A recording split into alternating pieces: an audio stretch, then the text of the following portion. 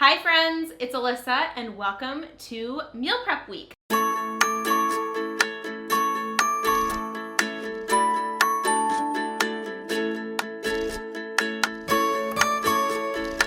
are doing another themed week here on the channel and also on the blog. And all week long we are talking about meal prep. Literally all things meal prep. So we have 5 different videos releasing this week, Monday through Friday, and we again are talking about meal prep. So I'm going to be giving you strategies, tips, tricks, recipes, and so much more. I can't wait.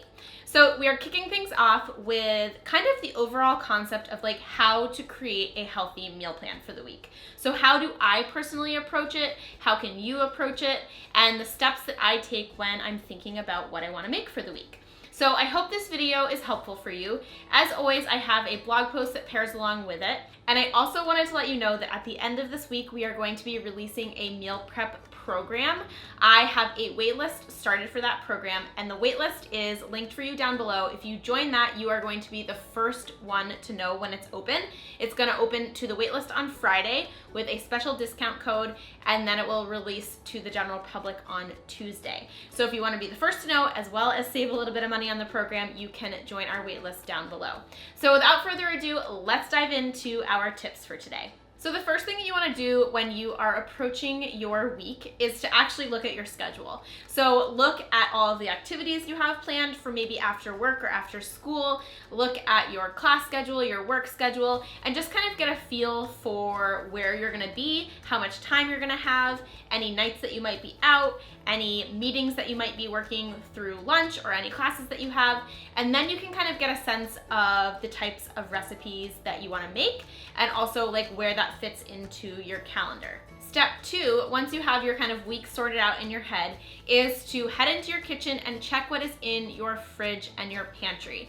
So if you kind of get a sense of what you have, what's in your fridge, you know that what's going to go bad potentially, what produce you have, and then you can look in your pantry and see what sort of pantry staples you have on hand. Maybe it's quinoa, beans, etc. That can help you find the types of recipes to make and add onto your meal plan that will save you money because you don't have to go to the grocery store and buy double. Also save you time because you already have it on hand, and reduce the amount of waste that you are creating with the food that you're making. I recommend that when you do this, you kind of write down your list. So kind of like a shopping list, but you can have maybe a list that has 2 sides, and it says one is what I have on hand and one side is what I need to buy. So when you have your list of what you have on hand, you can move on to step 3, which is thinking about what you're craving. So I like to, before I even plan any of my recipes, I really like to think about, okay, what am I craving in this moment? And it doesn't have to be like right now, but it's really like, okay, it's summertime. So maybe that means I'm craving things like salads or zucchini noodles, or maybe you're watching this video and it's the dead of winter and you're craving things like soups or stews. So just kind of think about it. Like, you don't have to write anything down, but just kind of think about what sounds really good to you this week, so that then when you do search for a recipe, you can kind of narrow it down a little bit. You're not just like typing in lentils and then seeing what comes up, where you could do that. But I find that when I kind of have a feeling in my gut about what I like really am craving, what I want to make that week, it makes the searching process a lot simpler because I can search for a more specific type of recipe. And that moves us on to step number 4, which is to search and find your recipes. So I have a few strategies when you attempt to kind of find your recipes. One is that you can search on Google. I personally don't really like that because I can't see it as a visual. I really like to see things visually because then I kind of know what I'm gonna make. So you could search on Google. You could search on Pinterest. I definitely use Pinterest a lot to source my recipes. But the problem with Pinterest is that it's not filterable. So what I recommend is find a website like mine or some other website that has a ton of recipes that you can really get down and granular, and you can filter things. So if you head over to the recipe section on my site, for example, you can filter by meal type, you can filter by the type of diet that you're looking for, and you can even filter by ingredient. So this is where that list that you wrote down of what you have on hand becomes really handy. Because say, for example, you have lentils and you have broccoli and you are craving soup, you can enter all of those things into the search function, the filter function on my website, for example, and it will show you all of the recipes that have those things in it. So that is a really quick way for you to narrow down what you could potentially make with what you have on hand, or just like fit into what you're craving. So from there, once you kind of have your search and you have your parameters and you've found some recipes that sound good, narrow it down. I recommend that you choose between 4 and 5 so that you don't feel overwhelmed, especially if it's something that you haven't made before. So pick your top, let's say 4 recipes, and look at the amount of time that it's gonna take you. That's really something to consider if you are on a busy schedule, which I'm sure everybody watching this video is. So look at how long this is gonna take you. Think about if it could be meal prepped ahead of time. If you are interested in the types of recipes that can properly be meal prepped, I actually shared that in a video previously, so I'll link that down below for you and you can watch that and get a sense of the types of recipes that are really great for meal prep. And then you also can kind of fit it into your calendar based on how your week looks. So for example, if you are home on Monday, but then you're out Tuesday night, you might want to have something on Monday that you could make for leftovers on Tuesday, so that when you come home after whatever you're doing, maybe it's like yoga or it's getting drinks with our friends or whatever it is, you don't have to worry about cooking something. So fitting those recipes time-wise, ingredient-wise, maybe difficulty-wise, and then also like how they fit into your weekly schedule. Narrow your list down, and then you can put them on to a plan. So step number 6 is to write everything down and put together your shopping list. So I actually have a free printable for you to download. I've linked it down for you below. You can download that, and it is a free meal plan as well as a free shopping list. They're empty and you can just like print them out and fill them in. And that is another way that you can actually add your name to the waitlist. So if you download that, you will get instant access to that printable, and it's a really great like fillable thing that you can print over and over and over again, week after week, and use as you're planning your meals, as you're shopping for your groceries and everything like that. So what I recommend when you are writing things down is that you not only write your breakfast, your lunch, and your dinner, but you also think about things like snacks and treats.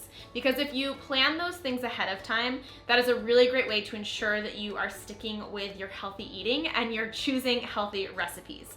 So I like to make sure that I have healthy snacks on hand, things like fresh hummus, energy balls, even just like protein bars in my fridge. Yes, I keep protein bars in my fridge. I don't really know why, I just really like them cold.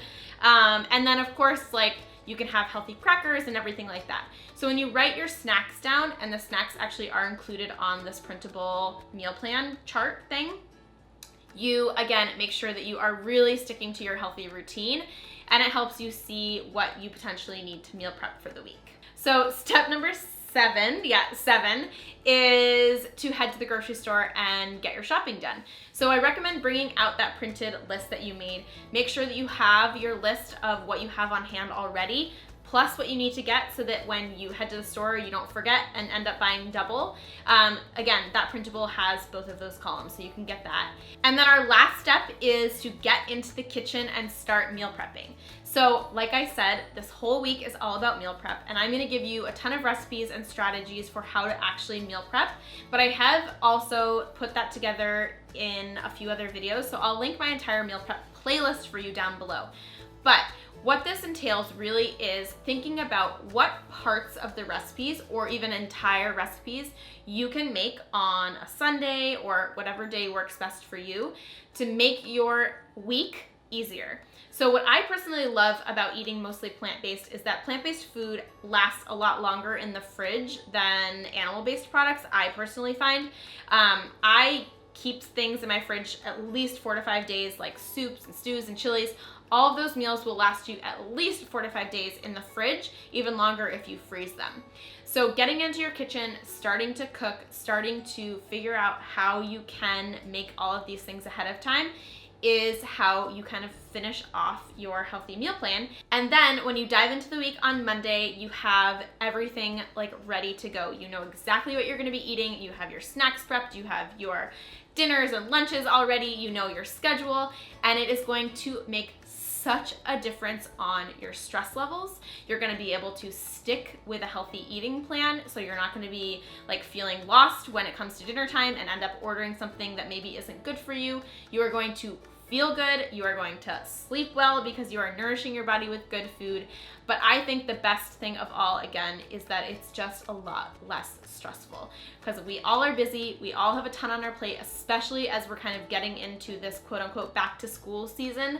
Our schedules tend to get crazy, so anything that you can do to simplify, make things easier for yourself, reduce your stress, you are going to feel so good.